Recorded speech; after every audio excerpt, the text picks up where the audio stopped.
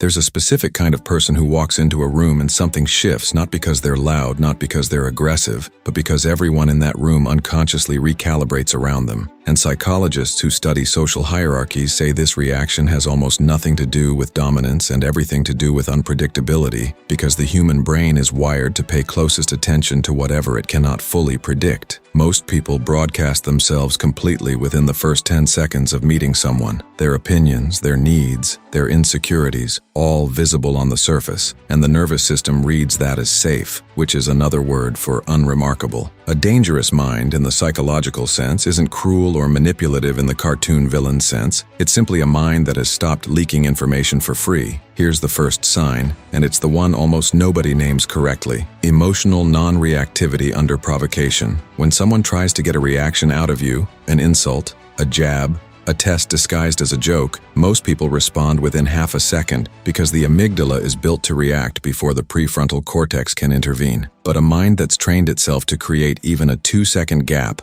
between stimulus and response has effectively rewired its own threat detection system, and other people feel that gap even when they can't name it. It reads as control, and control reads as danger to anyone used to being able to predict how people will fold. The second sign is even less obvious. It's the refusal to explain yourself when you don't owe an explanation. Most people over-explain out of a subconscious need for approval, filling silence because silence feels like disapproval. But a mind that's comfortable letting a decision, a choice, or an absence simply exist without justification is operating from a completely different internal reward system, one that isn't dependent on external validation to feel settled. And here's the uncomfortable truth: the moment you stop needing people to understand you is the moment they start paying closer attention, trying to figure you out, because unexplained behavior activates the same curiosity circuits as an unsolved pattern, and the brain hates unsolved patterns more than almost anything else. If you've made it this far, you're probably already recognizing pieces of yourself in this, and that recognition